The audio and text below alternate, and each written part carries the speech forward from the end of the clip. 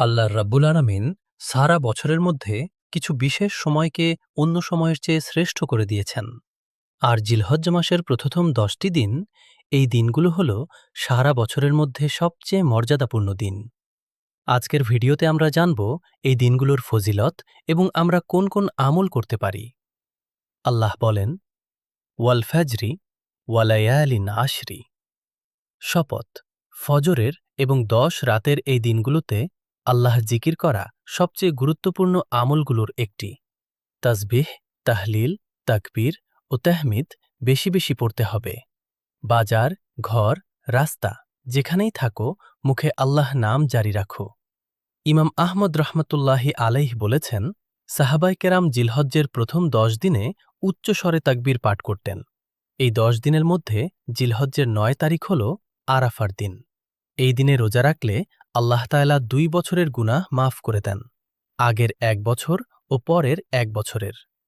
রাসূলুল্লাহ সাল্লাল্লাহু আলাইহি ওয়াসাল্লাম এই দিনের রোজাকে বিশেষভাবে গুরুত্ব দিয়েছেন।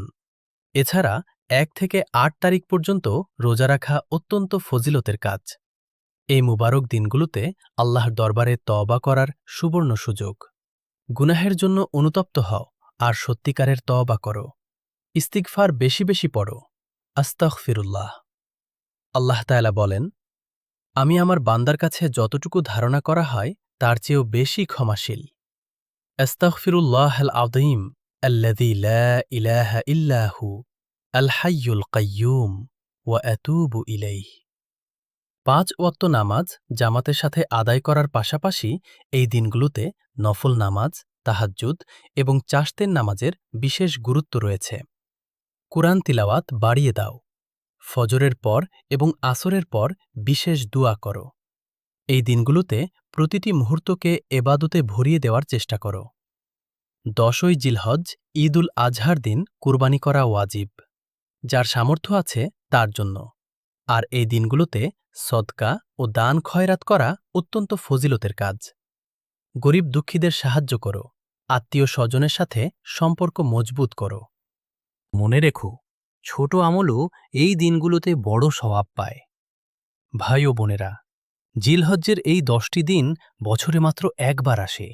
এই সুযোগ হাতছাড়া করো না। যে যেখানেই আছো জিকির করো, নামাজ পড়ো, রোজা রাখো, সদকা করো, তওবা করো। আল্লাহ তাআলা আমাদের সবাইকে এই দিনগুলোর পূর্ণ ফায়দা ওঠানোর তৌফিক দান করুন। আমিন।